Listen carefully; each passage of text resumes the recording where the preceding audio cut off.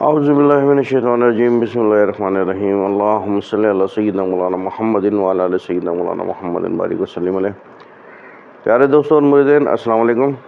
امید کرتا ہوں آپ خیریت سے ہوں گے اور اللہ تعالیٰ آپ کی زندگی میں برکتیں اور آسانیاں عطا فرمائے۔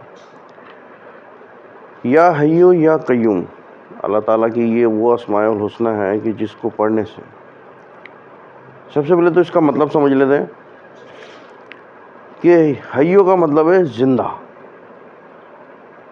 اور زندہ آدمی میں آپ دیکھتے ہیں کہ اگر کوئی انسان بھی زندہ ہے تو اس کے اندر ایکٹیویٹیز ہیں، سوتا ہے، اٹھتا ہے، بیٹھتا ہے، جاگتا ہے، ہنسی مذاق کرتا ہے، دوستوں کے ساتھ بھی ہوتا ہے، اپنی فیملی کے ساتھ بھی ہوتا ہے، اور ساری وہ کمانے بھی جا رہا ہے، اپنے بچوں کو بھی پال رہا ہے، سب چیزیں دیکھ رہا ہے، سب چیزیں کر رہا ہے، وہ ملنا جلنا سب کچھ، تو زندہ ہے وہ، اس کے اندر زندگی ہے، اس کے اندر ویریشنز ہیں۔ اور اللہ تو ہمیشہ سے زندہ، ہمیشہ زندہ رہے گا، اس کو تو وہ لافانی ہے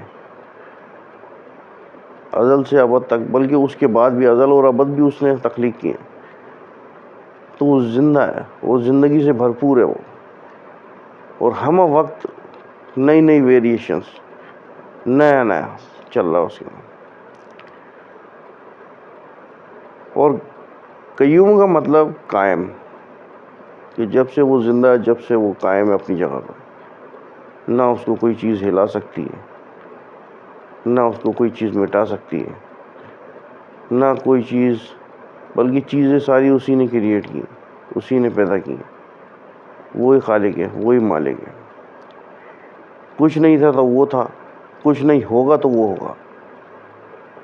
تو ایک ایسی ہستی جو زندہ ہے ہمیشہ سے، اور ہمیشہ سے قائم ہے اپنی جگہ پر۔ جب آپ اللہ تعالیٰ کو پوری توجہ کے ساتھ اور پورے اپنے فوکس کے ساتھ پکارتے ہیں، اس کے اچھے اچھے ناموں سے، یا حیو یا قیوم کہتے ہیں، تو وہ آپ کی پکار ضرور سنتا ہے۔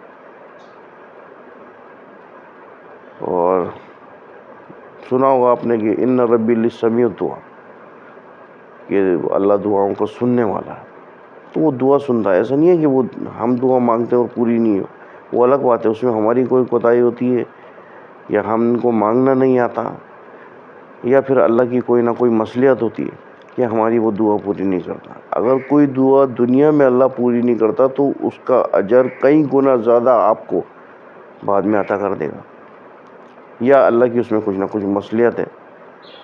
بہرحال یا حیو یا قیوم صبح فجر کی نماز کے بعد پڑھ لیں۔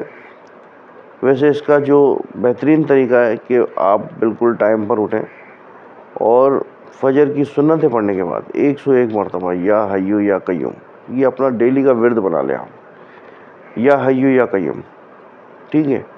اور اس کے بعد آپ نے دعا کرنی اپنے مقصد کے لیے، پھر فرض نماز پڑھنا۔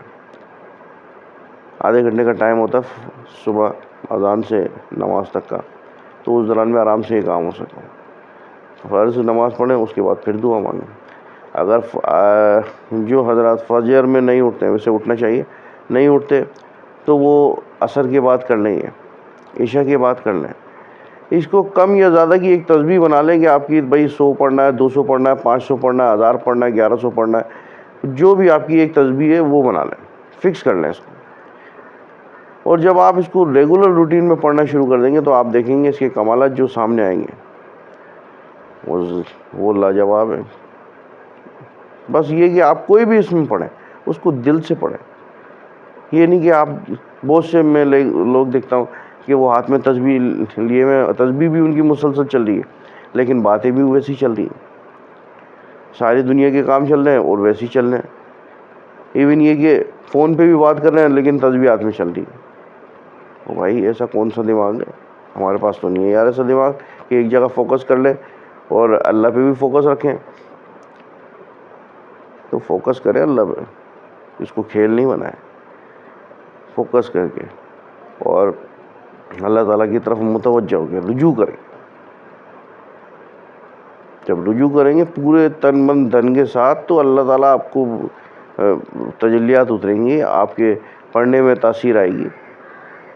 ہم پڑھتے نہیں ہیں صحیح فوکس کے ساتھ، پھر ہم بولتے ہیں کہ یہ مسئلہ مسائل۔ یہ اتنا زبردست اس میں خاص طور سے جو روحانیت سیکھنا چاہتے ہیں یا روحانیت حاصل کرنے چاہتے ہیں ان کے لیے خاص طور سے اس کا ورد اٹھتے بیٹھتے چلتے پھرتے کثرت سے رکھیں، انشاءاللہ دیکھیں کیا روحانیت حاصل ہوتی ہے ان میں، زمین پہ اڑنا شروع ہو جائیں گے۔ بہرحال آپ لوگ بھی کیجئے اور اپنی تمام حاجت اس سے پوری کریں، کہ میں نے تھمبنیل میں لکھا ہے کہ 1,00,000 حاجت بھی ہو تو وہ بھی پوری ہوں گی، اللہ تعالیٰ کرتا ہے۔ اور صرف آپ کی توجہ کتنی ہے، آپ کی شوق اور لگن کتنا ہے، آپ کا فوکس کتنا ہے، آپ میں کتنی جستجو ہے، انسان اپنی جستجو سے ہے۔ تو آپ اس کو کوشش کریں کہ دل میں جستجو پیدا کریں اور اسی حساب سے پوری توجہ کے ساتھ متوجہ ہو گئے اللہ سے پکاریں، اللہ کو پکاریں، اس سے مانگیں، وہ عطا کرے گا انشاءاللہ تعالیٰ۔ اسی دعا کے ساتھ کہ اللہ تعالیٰ آپ کو حد درجہ آسانی عطا فرمائے، آپ کے کاموں میں برکتیں عطا فرمائے، آپ کے مال اولاد گھر میں خوشیاں، خوشحالی اور کشادگی رزق عطا فرمائے، آمین۔